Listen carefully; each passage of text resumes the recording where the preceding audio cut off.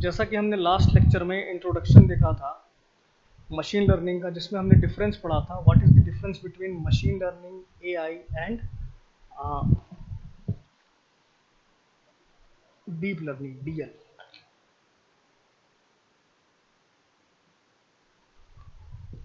तो ये सारे डिफरेंस हमने पढ़ा था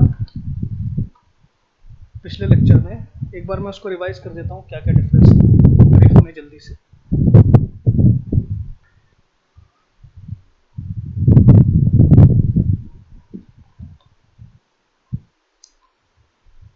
देखिए, जैसे मैंने एक सुपर सेट बनाया था, दिखाया था कि एआई का एक पार्ट एमएल था और एमएल का एक पार्ट डीएल था।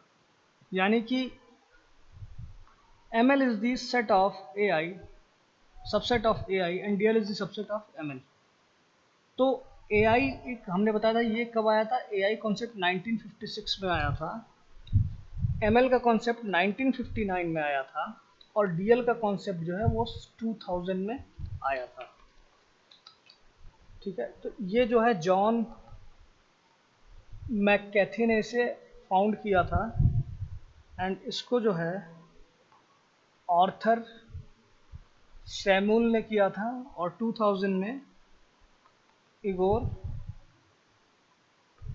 एजनबर्ग ने किया था। ठीक है, तो ये सिंपल सा एक मैंने बताया था कि आर्टिफिशियल इंटेलिजेंस का पार्ट ही मशीन लर्निंग है, मशीन लर्निंग का पार्ट डीप लर्निंग है। आर्टिफिशियल इंटेलिजेंस को 1956 में इंट्रोड्यूस कराया गया था जॉन मैककैथी के through.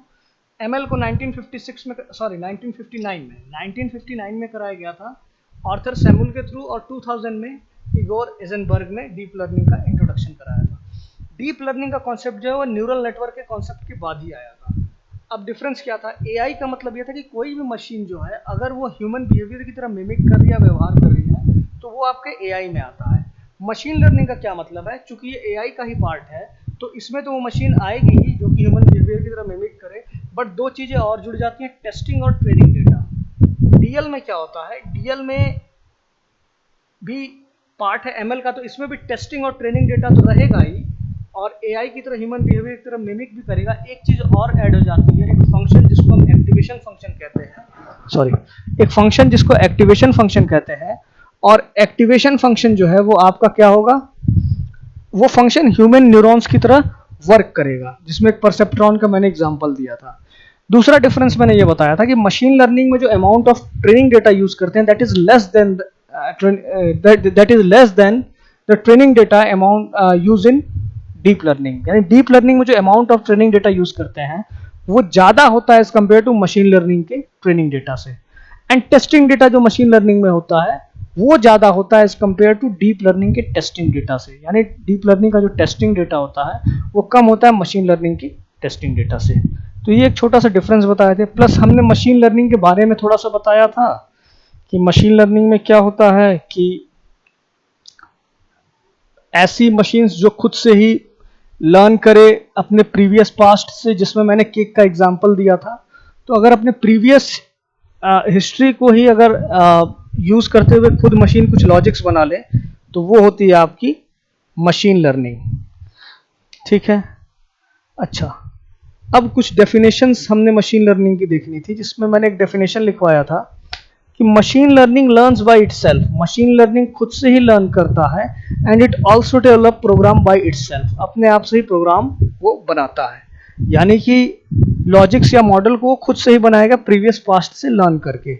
Machine learning can also modify the previous data. जैसा मैंने केक का एग्जांपल बताया था कि मशीन लर्निंग जो है प्रीवियस डेटा को ही मॉडिफाई करता है, and to make it more efficient and apply on real world. उसको मोर एफिशिएंट बनाता है, बेटर बनाता है पहले से, रियल वर्ल्ड पे अप्लाई करता है।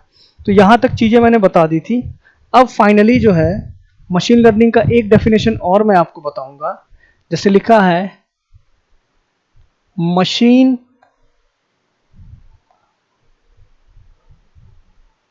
Analyse the environment and response on it with the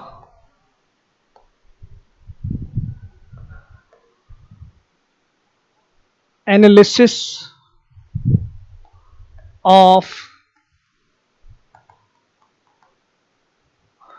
previous data.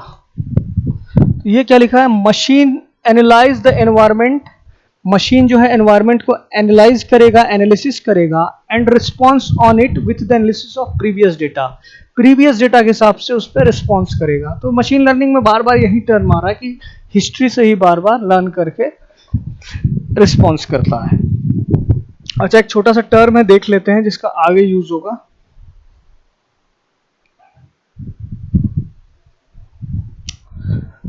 Term है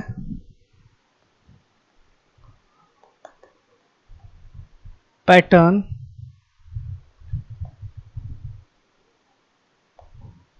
क्लस्टर। ठीक है,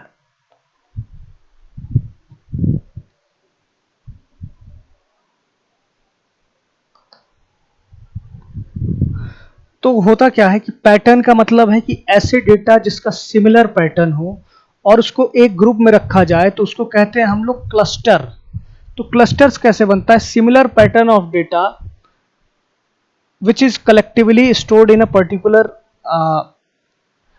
place, that is called cluster. ठीक है, किसी जगह पे हमने सिमिलर डेटा को कहीं पे स्टोर करा दिया है तो उसे क्लस्टर कहेंगे। अच्छा, क्लस्टर वाला जो कॉन्सेप्ट है आप आगे पढ़ेंगे कि जो मशीन लर्निंग है वो तीन तरह की होती है। एक होती है सुपरवाइज्ड, दूसरी होती है अनसुपरवाइज्ड, और तीसरी होती है री इन्फोर्समेंट। ठीक है, तो आप ये क्लस्टर वाला जो कॉन्सेप्ट है ये आप अनसुपरवाइज्ड लर्निंग में देखेंगे।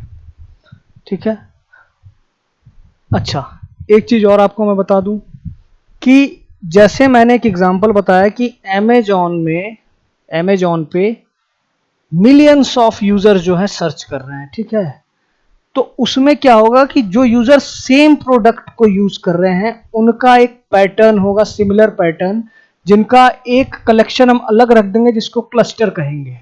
ठीक है, क्लस्टर वन। और कुछ और यूजर्स अलग हैं जिनका कि सेम पैटर्न है यूज करने का, वो अलग चीज यूज कर रहे हैं बट उनका अपना सिमिलर पैटर्न है, तो वो क्लस्टर 2 हो जाएगा। ऐसे ही क्लस्टर 3, क्लस्टर 4 बन जाएगा। तो जब कोई यूजर लॉगिन करता है तो उसकी प्रीवियस हिस्ट्री जो है वो उस क्लस्टर में जाके खोजेगी जिस क्लस्टर में उसने पहले सर्च किया था, और पैटर्न के हिसाब से उस हिसाब से सामने प्रोडक्ट आने लगेंगे। तो ये कॉन्सेप्ट होता है क्लस्टर का। ठीक है, अब क्लस्टर की ही बात कर रहे हैं तो एक चीज और बता दूं कि क्यों क्लस्टर कहते हैं, क्लासिफिकेशन क्या होता है। तो सुपरवाइज्ड लर्निंग में क्लस्टर से सिमिलर एक टर्म यूज होता है क्लासिफिकेशन। क्लासिफिकेशन, इसमें क्लासिफिकेशन यूज होता है और इसमें यूज होता है आपका क्लस्टर। तो क्या डिफरेंस है दोनों में? डिफरेंस ये है कि अनसुपरवाइज्ड लर्निंग में अगर कोई रेड चीज है, वो राउंड है और उसको खाया जा सकता है। ठीक है, अनसुपरवाइज्ड लर्निंग को कोई ऐसी चीज मिलती है जो कि लाल कलर की है, गोल है और खाया जा सकता है, तो उसको उसने एक पैटर्न में बना लिया है। दोबारा उसको रेड कलर की चीज मिली जिस राउंड में है और खाया जा सकता है, तो उस पैटर्न को एक जगह और रख लिया। तो जब भी लाल कलर की चीज है, गोल है, खाया जा सकता है, तो उसका एक सिमिलर पैटर्न होगा, उसका एक क्लस्टर बना दिया। अब उसको ये नहीं पता क्या है, उसने उसको पहचाना कि हाँ रेड कलर का है, राउंड है, खाया जा सकता है, तो उसने उसका एक क्लस्टर बना दिया। और ऐसे ही डिफरेंट चीजें कि आपका अगर ग्रीन कलर का है, राउंड है, खाया जा सकता है, बीच बीच में उसमें सीड्स मिल जाते हैं छोटे छोटे, तो उसका एक अलग पैटर्न बना के उसने क्लस्टर बना दिया। ठीक है, लेकिन उसे एक्चुअली इसका नाम नहीं पता है। अब सुपरवाइज्ड लर्निंग में क्या होगा कि इसको बताया जाएगा कि जो चीज रेड कलर में है, राउंड है और खाया जा सकता है, वो एप्पल होगा। सुपरवाइज्ड यानी एक्स के साथ कोई वाइड लेवल डेटा है, यानी सुपरविजन में, यानी उसको आउटपुट बताया जा रहा है। फिर कहा जा रहा है कोई चीज ग्रीन हो, राउंड हो, खाया जा सकता है, इसमें छोटे छोटे बीज हो, तो वो आपका गुआवा होगा, अमरूद होगा। ठीक है, तो ये क्या करेगा, ये क्लस्टर्स सिमिलर पैटर्न का एक क्लस्टर नहीं बनाएगा, ये क्लासिफिकेशन कर देगा कि इस चीज को एप्पल कहते हैं, इस चीज को गुआवा कहते हैं। तो यहाँ पे क्लासिफिकेशन हो रहा है सिमिलर चीजों का एक नाम देकर के, और यहाँ पे क्लस्टर बन रहा है। तो ये सुपरवाइज्ड अनसुपरवाइज्ड लर्निंग की है। रीइंफोर्समेंट लर्निंग भी आप लोग आगे पढ़ाएंगे, जिसमें बताया जाएगा रिवॉर्ड बेसिस पे होता है और फीडबैक बेसिस पे होता है, जो इस लेक्चर के आखिरी में मैं थोड़ा सा इंट्रो दे दूंगा।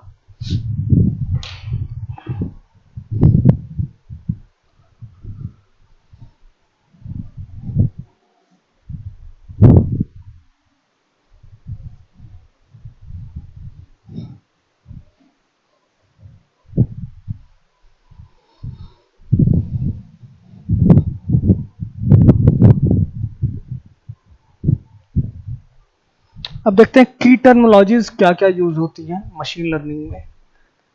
की टर्मिनोलॉजीज क्या क्या यूज होती हैं। तो पहला है डेटा टू इंफॉर्मेशन, यानी डेटा से इंफॉर्मेशन बनाना। दूसरा यूज होता है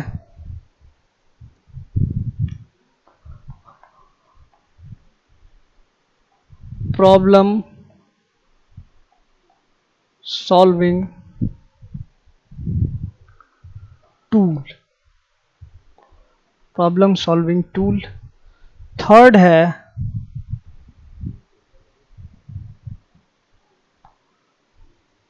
combination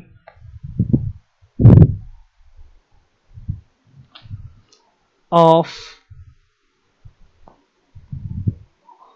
computer science, engineering and statistics. चौथा है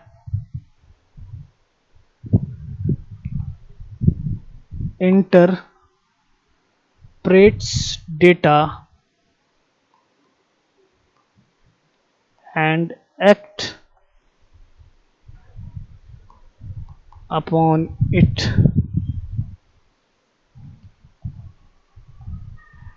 पांचवा क्या है ऑप्टिमाइज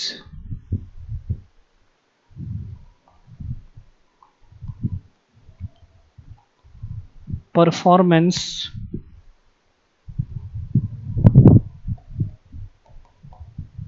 क्राइटेरिया यूजिंग, ओह यहाँ बाहर जा रहा है,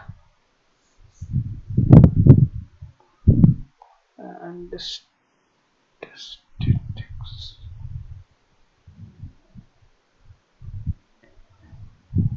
using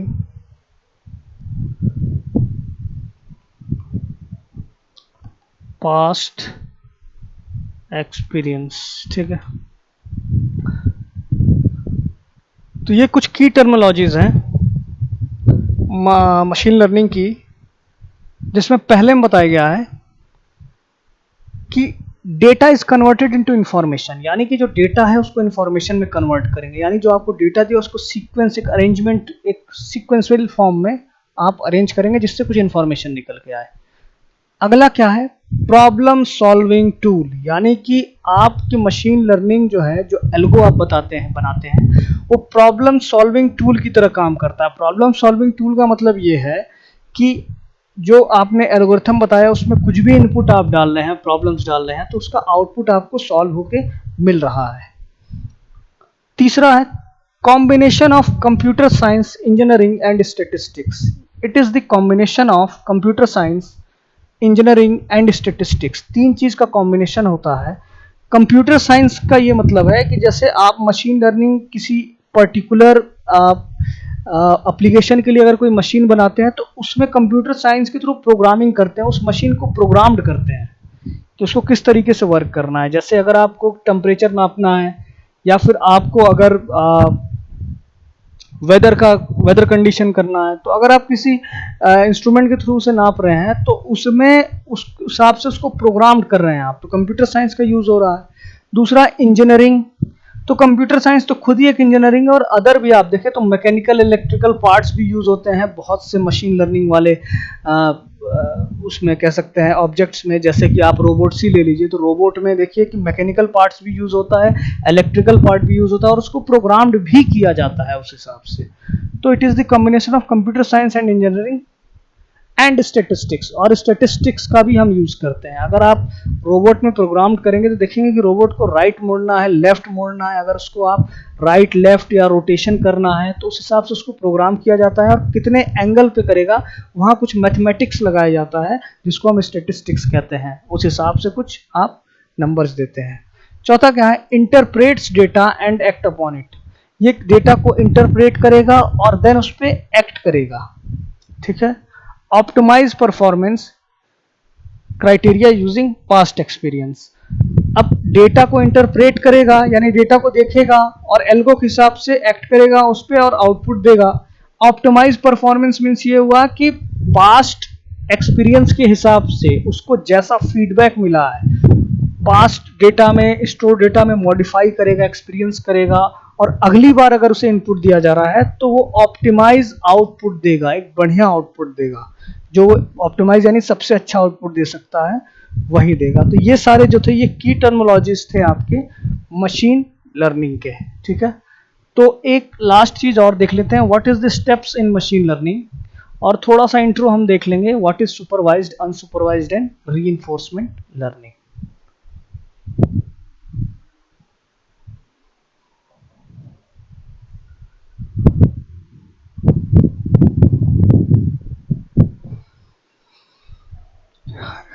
steps in machine learning. Machine learning में क्या क्या स्टेप्स हो सकते हैं ये हम देखेंगे। तो बेसिकली 6 स्टेप है, 1 2 3 4 5 6, ठीक है। 6 स्टेप्स देखेंगे।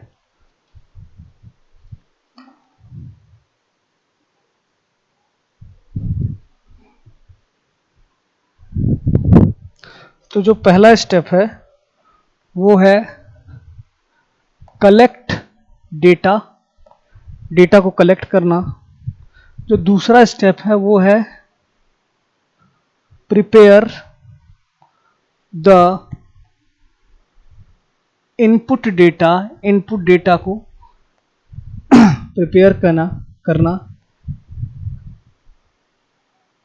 Analyse the input data, input data को एनालाइज करना,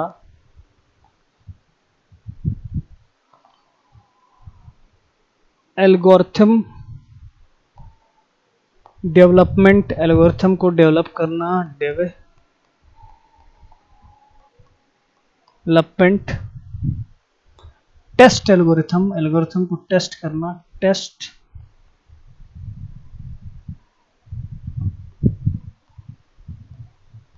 एल्गोरिथम, यूज इट, यूज करना, यूज इट, ठीक है।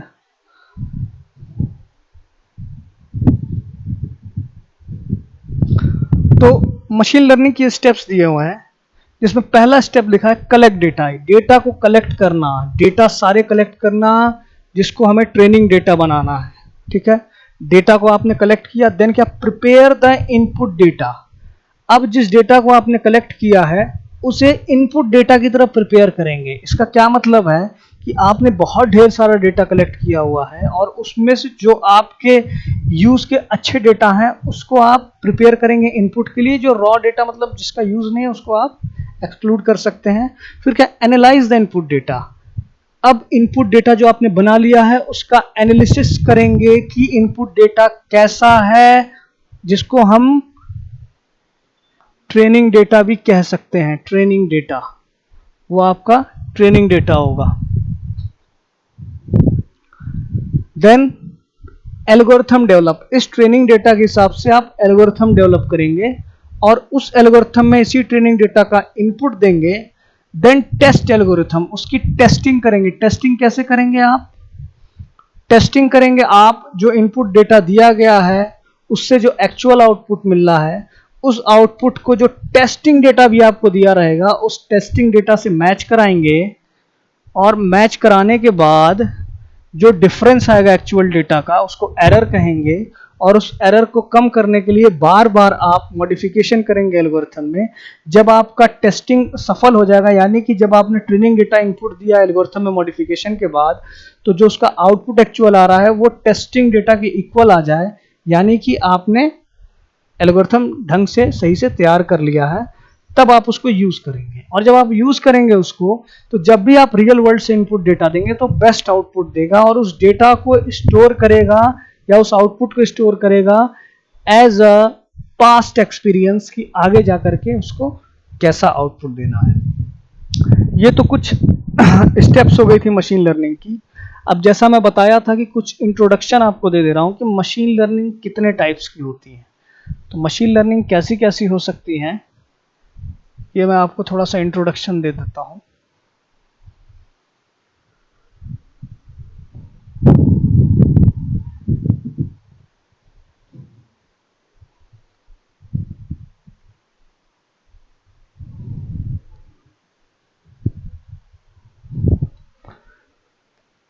बेसिकली मशीन लर्निंग जो है वो 3 टाइप्स की होती हैं। एक होता है आपका सुपरवाइज्ड मशीन लर्निंग, दूसरा होता है आपका अनसुपरवाइज्ड मशीन लर्निंग और तीसरा होता है आपका रीइंफोर्समेंट लर्निंग। ठीक है, इसको ठीक से लिख देता हूं, रीइंफोर्समेंट लर्निंग या मशीन लर्निंग। ठीक है, अब तीनों में डिफरेंस क्या है? जो सुपरवाइज्ड लर्निंग है इसमें जो एक्स डेटा इनपुट होता है इसको हम लोग लेबल्ड भी कहते हैं, लेबल्ड डेटा लर्निंग। ठीक है, तो इसमें जो एक्स आपका इनपुट होता है उसके साथ कुछ लेबल डेटा होता है वाई।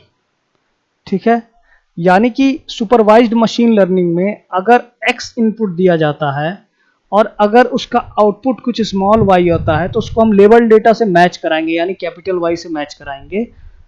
और यहां हमें पता रहेगा कि जो हमारा वाई आया है या जो भी चीज आया है वो लेबल डेटा के थ्रू बताया जाएगा कि ये सही है या गलत है या किस कैटेगरी में जाएगा। बेसिकली किस कैटेगरी में जाएगा वो हम देखते हैं। अनसुपरवाइज्ड लर्निंग में क्या होता है, एक्स अगर इनपुट है तो इसके साथ कोई लेबल डेटा यानी कोई ट्रेनिंग डेटा नहीं होता। यहाँ तो ट्रेनिंग दिया जा रहा है इसको, वाई जो है वो लेबल डेटा ट्रेनिंग दे रहा है इनपुट के थ्रू कि मशीन को कि कैसा आउटपुट आना चाहिए। यहाँ पे कोई ट्रेनिंग नहीं दिया जा रहा, मशीन खुद से सीख रहा है। और रीइंफोर्समेंट लर्निंग ये होता है कि इसमें 2 तरह का होता है, एक होता है फीडबैक और दूसरा होता है आपका रिवॉर्ड बेसिस पे। ठीक है, अब एक एक एग्जांपल मैं आपको देते जा रहा हूं यहाँ पे कि क्या होगा। सुपरवाइज्ड लर्निंग का अगर मैं एग्जांपल लेमैन भाषा में दूं तो अगर मैं क्लास में पढ़ाता हूं और बच्चे मुझसे पढ़ रहे हैं, मैं उन्हें कुछ चीजें मेरी सुपरविजन में पढ़ रहे हैं, मैं उनको सुपरवाइज्ड कर रहा हूं, तो होता यह कि वो सुपरवाइज्ड लर्निंग कर रहे हैं। बच्चों का एक एग्जांपल, मशीन का नहीं, बच्चों का एक एग्जांपल लेमैन भाषा में दे रहा हूं कि बच्चे जो हैं मेरे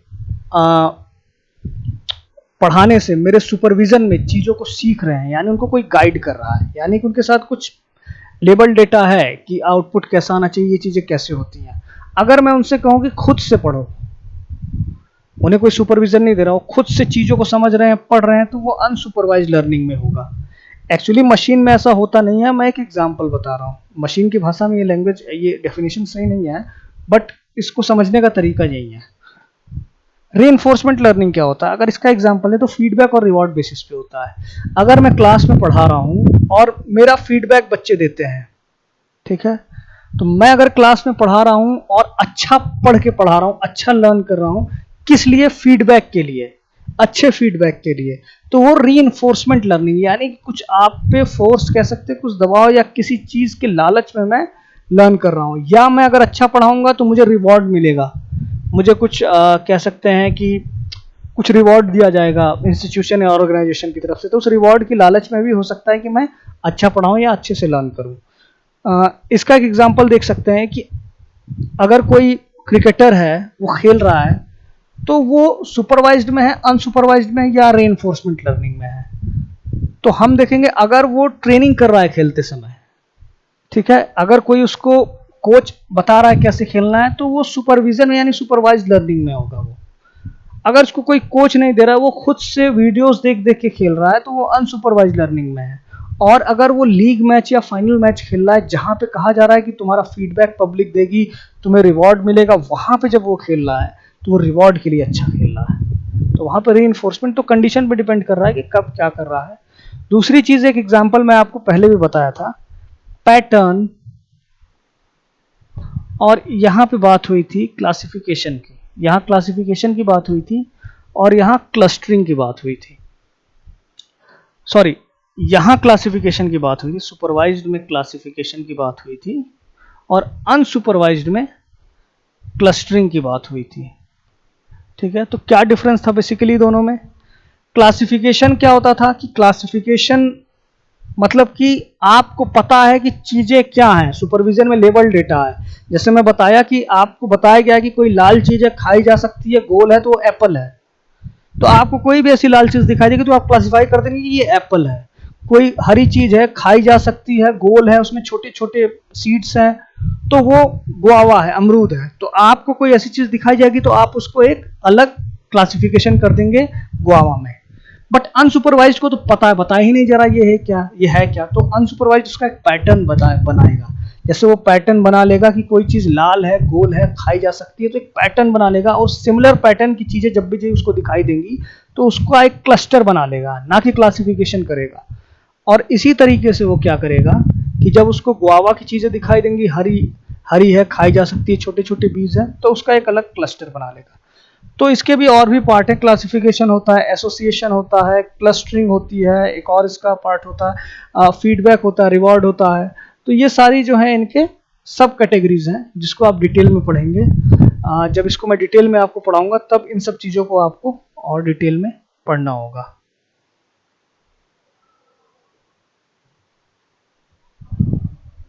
ठीक है, तो ये आपका आज का लेक्चर था ये सारा। अब अगले लेक्चर में हम एक बार और रिवाइज करेंगे कि ये सारी चीज़ें क्या थी। फिर हम मशीन लर्निंग की तरफ पढ़ेंगे, क्या क्या होता है, कितने कैटेगरीज होते हैं और हर कैटेगरी में क्या क्या होता है। इसके बाद आप लोग पढ़ेंगे डिसीजन ट्री। डिसीजन ट्री का न्यूमेरिकल बहुत लेंथी होता है, जिसको हम एक हाफ एन आवर के लेक्चर में नहीं कंप्लीट कर सकते हैं। तो उसके लिए 2 लेक्चर्स को हमें पढ़ना होगा। उसके बाद आप के मीन क्लस्टरिंग पढ़ेंगे, किस तरीके से क्लस्टरिंग होता है। अगर क्लस्टरिंग का नाम है तो अनसुपरवाइज्ड लर्निंग में है। तो इस तरीके से आप सारी चीज़ों को पढ़ेंगे।